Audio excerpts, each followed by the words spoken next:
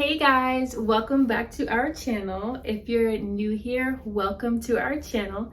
My name is Ashley and I'm currently a gestational surrogate, basically sharing my journey on social media to educate others who may be interested in becoming a surrogate or are going through the journey themselves and are just looking for someone that they can relate to and really just get some more information from. And if you're not new here, welcome back. So today I pretty much just want to give you guys a quick update based off of my last video. It has been super long overdue. I know I'm just horrible at posting on YouTube, I guess. I do post on TikTok more, so if you're interested in surrogacy, all things surrogacy, and you may be interested in the journey yourself, make sure to check out my TikTok, my Instagram. Everything will be linked down below so you can follow me on all social media platforms. But yes, guys, so overdue, and I'm so sorry. So if you haven't watched my last video, I basically just did like a recap of my first trimester as a surrogate and basically let you guys know how everything went for me. If I had morning sickness, which I did, discuss that with you guys, and just ultrasounds. I posted some belly pics in there, all that stuff. Basically, it was just my first trimester as a surrogate. So now I'm gonna go into how my second trimester has been. And it is so crazy because I literally hit my third trimester tomorrow.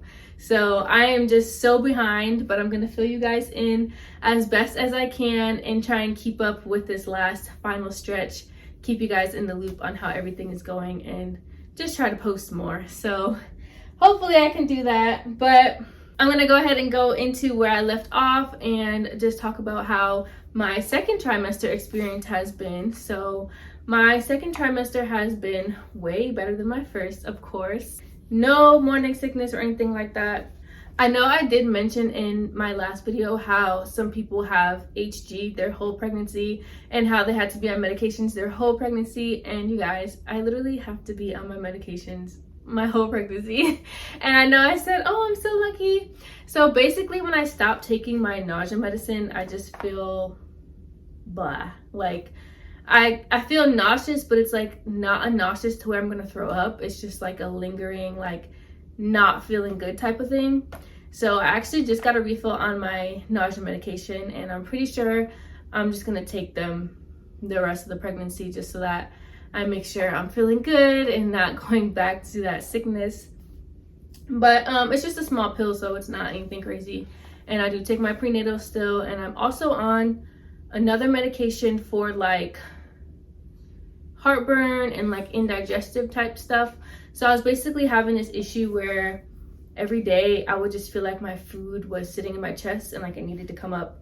And I talked to my doctor about it, and so she put me on some medication to help, and it definitely has been helping a lot. So I'm super happy about that. I don't really get that anymore. Sometimes I'll get it, but it's not like anywhere near what it was like before. So those are the 3 medications I'm currently taking. Basically, so going into my second trimester, of course, you have your anatomy scan. I had my anatomy scan on May 22nd, and luckily one of my intended fathers was able to come, and it was really nice. He flew out from where they live and came to be at the appointment, and my wife was there as well. So basically we're able to check up on the baby, make sure everything was good, make sure everything was growing good.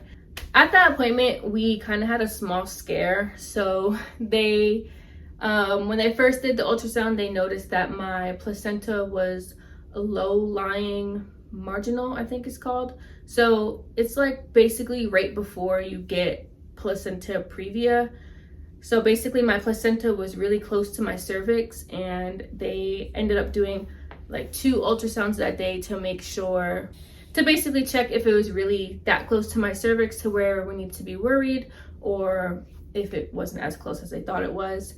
And when they did the transvaginal ultrasound, they got better numbers, and our doctor was way better about it, felt way better about it. So we were talking in that appointment about possibly needing a C-section, and I literally wanted to cry. But then they did the transvaginal ultrasound, got better numbers, and we were reassured that I'm still a good candidate for another vaginal delivery, and that my placenta isn't covering the cervix as much as it looked like it was, I guess. So that was a little bit of a unexpected thing at that appointment, but it turned out to be okay. And so far there hasn't been any issues at my ultrasounds as far as my placenta covering the cervix or anything. So hopefully that will stay good and I can continue with my birth plan of a vaginal delivery. But it was also really nice to see one of our intended fathers that day. We ended up going to lunch with him and then going to the appointment and going back home. But it's still always nice to see them or one of them and have them included as much as possible in appointments and the pregnancy and all that stuff. So that was really nice.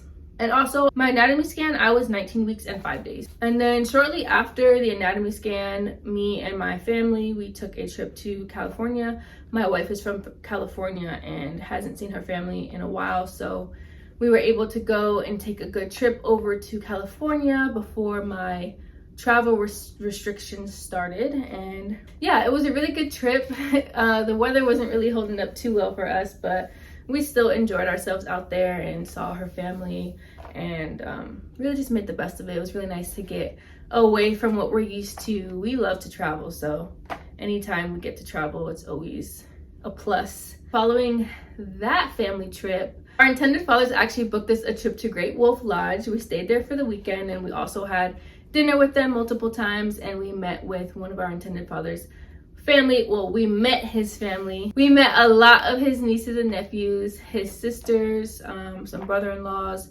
and his parents, which was super special to me. Just hugging his mother and hearing the things she was saying to me and almost on the verge of tears was just really eye-opening and just made the whole journey like so much more worthwhile to me. It was really nice to meet all his family and just see how much they loved and cared for me, my wife, and my son. Like, they literally just love and adore all of us, welcomed us with open arms, and just couldn't be more grateful and appreciative of what I'm doing for them.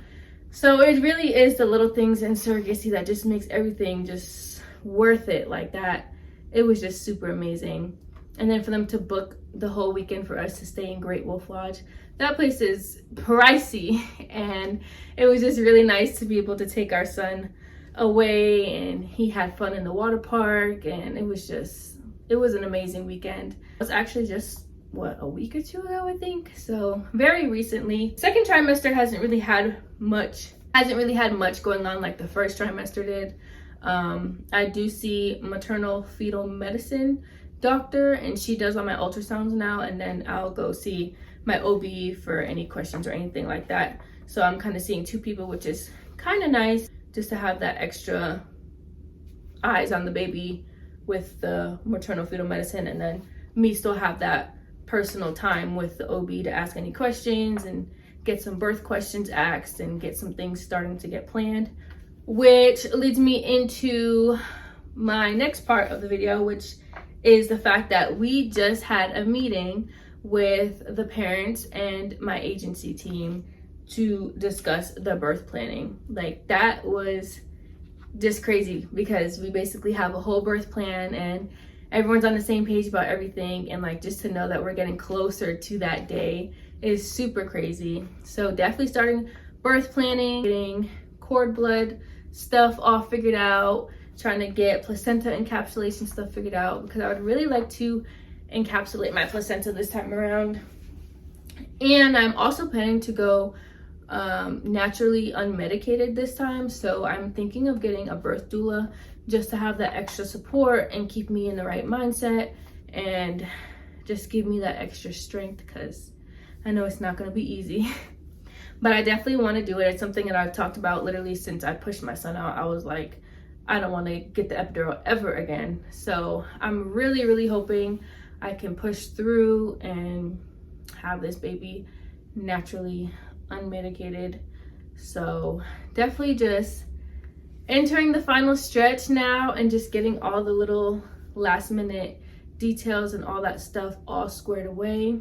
While we were at Great Wolf Lodge with our IPs and stuff, we also were discussing with them possibly coming back up there to see them and do a maternity shoot and a 3D 4D ultrasound. They weren't too open to doing like extra ultrasounds outside of the doctor's office just because there is some risks with that, but hopefully we're getting closer to convincing them to do at least one 3D 4D ultrasound before their baby comes, and while we're, you know, up there with them, possibly booking a maternity shoot and just getting some nice photos in. So I'm super excited about that. My travel restrictions actually just started like a couple days ago. So basically now I have to stay like within a certain radius of the hospital. I have to stay within the state of Texas and some other little stuff. But as long as everything is going good and stuff, I should be able to drive up to them. They only live about 4 hours away. So we're hoping to plan one more trip to go see them and do a couple last minute fun pregnancy things with them, and then just wait for their baby's arrival. They are planning to come to where we live when I'm in labor. So I'll be delivering here in my town and they'll be traveling to us. So yeah, just hoping that they make it and that everything goes to plan. But I think that's pretty much like it for the second trimester. I can't really think of anything else crazy that happened or that went on. Yeah, and that's pretty much where we are right now, is just planning birth stuff and last minute stuff, kind of wrapping up this journey. I'm super sad for it to be almost ending, but I am planning to breastfeed and provide breast milk for their baby, so I feel like that will kind of keep me still connected to them, and they have literally became like family to us. So I know for a fact that they'll be sending me updates and pictures, and we can possibly even go see them and the baby a couple times after she's here and everything. So I know I won't just be booted out their life and stuff, but it's just so sad to see it come to an end so soon. Like the first trimester went by so slow because I was super sick, but now everything's just been going by so much faster, and yeah, it's sad.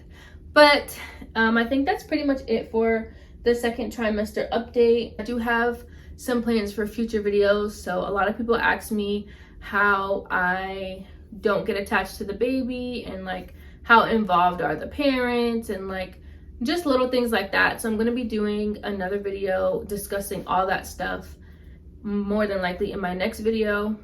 I just wanted to do a quick kind of update and filler for you guys, so you guys are nice and caught up to speed. So third trimester tomorrow, 28 weeks, and I'm definitely planning to keep you guys way more updated and post a lot more before my journey ends. So definitely be on the lookout for that. Go ahead and do a quick bump update for you guys. All right, so this is the bump now. And again, if you guys didn't watch my first trimester update, make sure you go check it out so you guys can compare the bumps. But definitely bigger now. And if you don't know already, I'm carrying a baby girl for them. I did post in my first trimester, I think, or the end of my second trimester, that I was carrying a girl for them. So, and I also told you guys to guess in my last video, which nobody did, but that's okay. Just gonna let you guys know that I am carrying a girl. So yes, Sarah baby is a baby girl, and they are just so excited. And we all just couldn't be more excited to meet her, and I just can't wait to give them their baby. They're so deserving and so loving, and they're just so excited. So that's it for this video. Please, please, please make sure to follow me on TikTok. I post a lot more on my TikTok, all things surrogacy. Also have a Instagram, of course. And if you're interested in becoming a surrogate, make sure you comment down below. I can definitely get you connected with my amazing agency. Or if not, just make sure you subscribe and follow along the videos, get more education, and yeah. Either way, I hope you enjoyed the video. And if you did, just be sure to give it a thumbs up. And again, if you're new here, make sure to subscribe. And I'll see you guys hopefully in a couple days with another video. If you have any questions, please feel free to comment them down below so I can answer them in the next video. And yeah, thank you so much for watching.